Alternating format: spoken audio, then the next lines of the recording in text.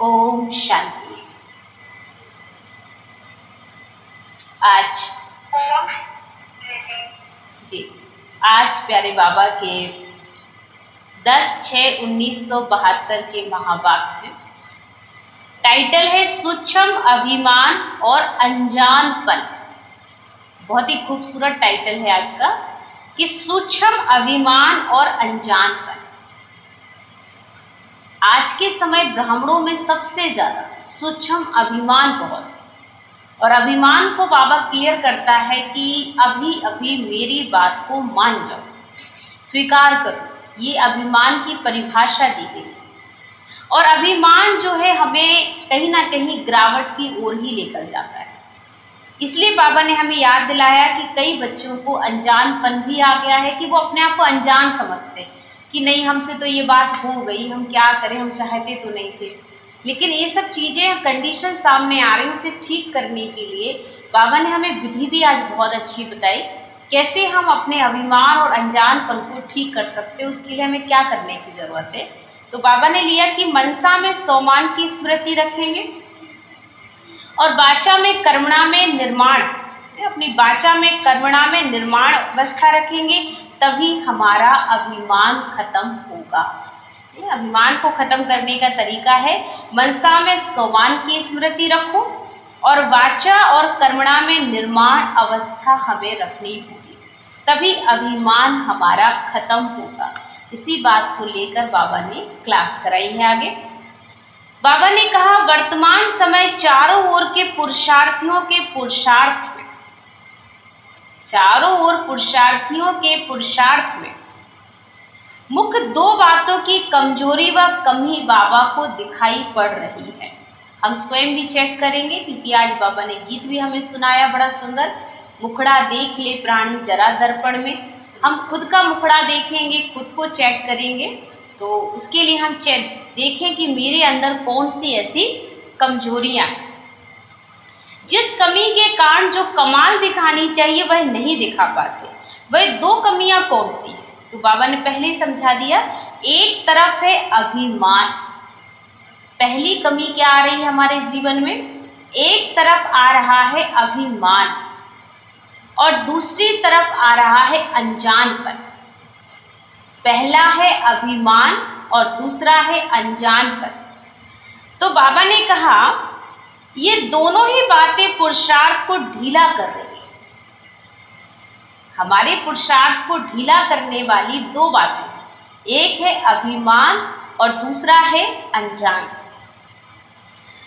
अभिमान भी बहुत सूक्ष्म चीज है जो दिखाई नहीं पड़ता। अभिमान के कारण कोई ने जरा भी कोई उन्नति के लिए इशारा दिया तो सूक्ष्म में ना सहन शक्ति की लहर आ जाती है। बाबा ने कहा जरा भी कोई ने उन्नति के लिए हमें इशारा दे दिया कि आप में ये कमी है ना, थोड़ा सा ध्यान दो ना, खुद पे काम करो, थोड़ा ध्यान दीजिए, आपको ऐसा कर लेना चाहिए। किसी ने हमें जरा सा हमारी कमी पे इशारा दिया तो सूक्ष्म में न सहन शक्ति की लहर आ जाती है, वह संकल्प ढीला आता है। कौन सी लहर आती है? पहली सहन शक्ति की लहर आ जाती है। वह संकल्प आता है कि ये क्यों कहा मुझे। इसको भी अभिमान सूक्ष्म रूप में कहा जाता है, क्योंकि सहन नहीं होता है कि मेरे को क्यों कहा, मेरे को क्यों डांटा, मेरे बारे में चर्चा क्यों की। माने खुद को बर्दाश्त नहीं होता है कि मेरे बारे में कोई बात करे, मुझे इशारा क्यों दिया। इसको भी अभिमान कहा जाएगा। बाबा ने कहा ये भान भी आना, ये सूक्ष्म रूप है, लेकिन सूक्ष्म होते भी ये अहंकार आ रहा है, भान आ रहा है कि मेरे को ही क्यों कहा। इसको भी अभिमान सूक्ष्म रूप में कहा जाता है। कोई ने कुछ इशारा दिया तो उस इशारे को वर्तमान और भविष्य दोनों के लिए उन्नति का साधन समझ करके उस इशारे को समा देना व अपने में सहन करने की शक्ति भरना, ये अभ्यास होना चाहिए। अंडरलाइन करो पॉइंट सभी, कि अगर हमें किसी ने इशारा दिया, सभी लिख लें, अगर हमें किसी ने इशारा दिया कि आप में ये कमी है, और हमें ठीक करना चाहिए। उस बीच में उससे हमें डिस्टर्ब नहीं होना कि मेरे बारे में इन्होंने क्यों कहा, ऐसा तूने नहीं बोलना चाहिए था, उससे मेरे को ही क्यों समझाया जाता, मैं सहन नहीं कर सकती हूँ। तो बाबा ने कहा ये जो कमजोरी है हमारे अंदर कि मुझे ही क्यों कहा, उसको हमें खत्म करने के लिए क्या करना पड़ेगा। बाबा ने कहा उस वक्त अपने में यह अभ्यास करना पड़ेगा, सहन शक्ति को समाना पड़ेगा, भरना पड़ेगा। ये अभ्यास होना चाहिए। सूक्ष्म में वृत्ति व दृष्टि में हलचल मचती है, क्यों कैसे हुआ ये बात, क्या हलचल आ गई सूक्ष्म में, क्यों हुआ है, कैसे हुआ, कैसे उसने मेरे को बात कह दी है। तो ये जो सूक्ष्म में भान आता है, अपनी वृत्ति में आता है, चाहे हमारी दृष्टि में आता है,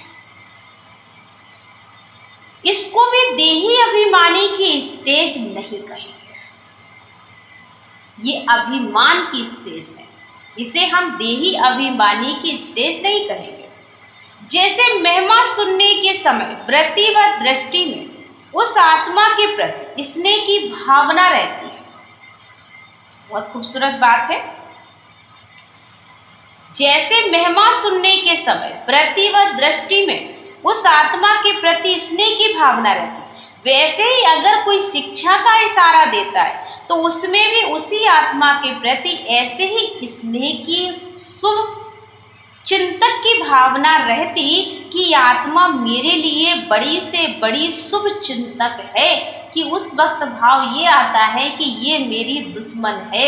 क्या भाव आता है, पूछ रहे बाबा, आंसर करिए। क्या भावना आती है? शुभ चिंतक की भावना आती है। अगर कोई आपको इशारा दे कि बहन ये ठीक करो, ये अच्छा नहीं है आप में ये संस्कार, तो आपको कैसा लगता है उस वक्त? इनको तो चिंतक की भावना आती है, क्योंकि आपने बताया तो मुझे ये महसूस हुआ आपने मेरे को कहा रखा था, तो और हमारी कमजोरी को बढ़ा रहा है, अपने आप में सुधारना सुधार का रास्ता मिलता है जिंदगी से, कि सुधार करना चाहिए, ना कि उसे फील करना चाहिए कि हमें क्यों कहा। चलिए बहुत अच्छा, आगे सुनेंगे। अब बाबा ने कहा कि उस वक्त क्या भाव आता है। अगर कोई मुझे समझाता है, जब वो हमें प्यार देता है तो वो हमें अच्छा लगता है, जब वो हमें समझाने देता है तो वो हमारा दुश्मन बन जाता है। तो जब दोनों स्थिति में हमें समान रूप से देखना है। अगर देही अभिमानी नहीं है तो दूसरे शब्दों में उसे अभिमान कहेंगे, क्योंकि अभिमान जहाँ है वहाँ उसे अपमान की फीलिंग अवश्य ही आएगी। अभिमान जो है हमें अपमान महसूस कराता है। अगर हमें कोई बात टोके, हमें कोई बात कहे, हमें बिल्कुल बर्दाश्त नहीं होता। ये है अभिमान, अपमान को सहन नहीं कर सकते और दूसरी तरफ है बिल्कुल अनजान बन जाते। एक तरफ हो गई अभिमान, एक्सप्लेन कर दिया बाबा ने। अब दूसरी तरफ बाबा ने कहा बिल्कुल अनजान। अनजान क्या है?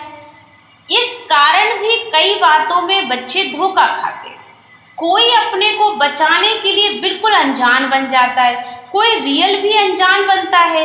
तो इन दोनों बातों के बजाय सोमान, जिससे अभिमान बिल्कुल खत्म हो जाए और निर्माण है, दोनों बातें धारण करनी होंगी। एक तो झुकना सीखो, सहना सीखो, समाना सीखो। तब जाकर के बाबा ने कहा आप इस अभिमान से मुक्त होंगे और देही अभिमानी स्थिति का आनंद अनुभव कर सकेंगे। और अनजान की बात कही बाबा ने कि अनजान बन जाते हैं कि हमें तो ये बात पता ही नहीं है, हम तो बहुत भोले हैं, हम सीधे हैं, हम कर नहीं सकते। तो ये भी बाबा ने कहा ब्राह्मणों की लिस्ट अच्छी नहीं लगती। तो अनजान भी नहीं बनना है, अभिमान भी नहीं रखना है। रियल भी अनजान बनता है कोई, लेकिन दोनों बातों के बजाय सोमान धारण करेंगे।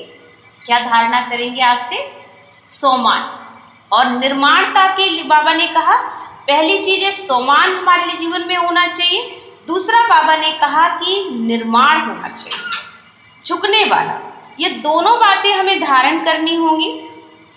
मनसा में सोमान की स्मृति रहे और वाचा में कर्मणा में निर्माण अवस्था रहे तो अभिमान स्वतः ही हमारा खत्म हो जाएगा। मनसा में और वाचा में बाबा ने कहा, मनसा में सोमान की स्मृति, वाचा और कर्मणा में निर्माण अवस्था, तो अभिमान खत्म हो जाएगा, झुकना सीखो और फिलोसोफर हो जाओ। बाबा ने कहा जो झुकेगा वही फिलोसोफर हो जाएगा। फिलोसोफर का मतलब है दार्शनिक, दर्शन शास्त्र बने होते हैं जिस तरह, तो बाबा ने कहा वही दर्शन मूर्त भी बन जाएगा, दर्शन के लायक बन जाएगा। लेकिन स्पिरिचुअल नहीं बने, अर्थात ये स्पिरिट नहीं आई है, तो जो आत्मिक स्थिति है, आत्मिक खुमारी में रहते हैं, इसको कहा जाता है स्पिरिचुअल आत्मा। जो आत्मिक खुमारी में रहेगा वही बाबा का स्पिरिचुअल बच्चा। और आजकल फिलोसोफर ज़्यादा दिखाई देते हैं, स्पिरिचुअल पावर कम है, स्पिरिट एक है। बाबा ने कहा जो आत्मा स्पिरिट है, तो वो स्पिरिट एक सेकंड में क्या से क्या कर सकती है। जैसे जादूगर एक सेकंड में एक क्या से क्या करके दिखाता है, वैसे स्पिरिचुअलिटी वाले में भी कर्तव्य में सिद्धि आ जाती है, उसमें हाथ की सिद्धि होती है। ये हर एक कर्म, हर संकल्प में सिद्धि स्वरूप है। सिद्धि अर्थात प्राप्ति। सिर्फ पॉइंट सुनना सुनाना, इसको फिलॉसफी कहा जाता है। फिलॉसफी का प्रभाव अल्पकाल का पड़ता है, लेकिन स्पिरिचुअलिटी का प्रभाव सदा काल के लिए पड़ता है। जितने भी फिलोसोफर होते हैं, बाबा ने कहा इनका प्रभाव कम टाइम के लिए पड़ेगा, लेकिन इस स्पिरिचुअल व्यक्ति का प्रभाव सदा काल का होता है। तो अभी अपने में कर्म की सिद्धि प्राप्त करने के लिए रूहानियत लानी है। अनजान बनने का अर्थ ही है कि जो सुनते हो उसको स्वरूप तक नहीं लाते। योग टीचर इसको कहा जाता है जो अपनी शिक्षा स्वरूप से शिक्षा देवे, अपने जीवन में धारणा करे और फिर दूसरों को भी धारणा कराए। उनका स्वरूप ही शिक्षा संपन्न होगा। उनका देखना चलना भी इसको शिक्षा देगा। जैसे साकार रूप में कदम कदम हर कर्म शिक्षा के रूप में प्रैक्टिकल में देखा, जिसको दूसरे शब्दों में चरित्र कहते हो। किसको वाणी द्वारा शिक्षा देना तो कॉमन बात है, लेकिन सभी अनुभव चाहते हैं अपने श्रेष्ठ कर्म, श्रेष्ठ संकल्प की शक्ति से अनुभव कराना भी है ना। बाबा ने कहा कि करना और कराना, पहले खुद भी करना है और दूसरी आत्माओं को अनुभव कराना भी है। और उसके लिए बाबा ने हमें संकल्प दिया कि मनसा में सोमान की स्मृति रखेंगे, वाचा में कर्मणा में निर्माण अवस्था, तो अभिमान स्वतः खत्म हो जाएगा। और कोई तरीका नहीं है अपने अभिमान को और अनजानपन को खत्म करने का। तो सोमान में आ जाओ और निर्माण अवस्था बना दो। ये दो चीज़ें अगर हमारी मनसा वाचा कर्मणा में आ गई हैं तो ये ब्राह्मण जीवन हमारा बड़ा ही आनंदमय हो जाएगा। और मान की इच्छा मत रखो। अगर कोई हमें प्यार करता है तो हम बड़े खुश हो जाते हैं, हमारा ये बड़ा अच्छा है, बहुत अच्छा साथी है। और किसी ने हमें डांट दिया, हमें कुछ कह दिया, इशारा दे दिया, समझाने दी, तो हमें बहुत बुरा फील होने लगता है। तो जब प्यार में हम खुश हैं तो उसकी डांट में भी तो खुश होना चाहिए ना। यही प्यार की निशानी है। तो हमें अपमान की फीलिंग बिल्कुल नहीं आनी चाहिए, क्योंकि अगर अपमान आ रहा है तो कहीं ना कहीं अभिमान है, उसे खत्म करने की जरूरत है। इस बात को हमने आज बहुत गहराई से समझा और इसको हम अप्लाई अवश्य करेंगे। ओम शांति।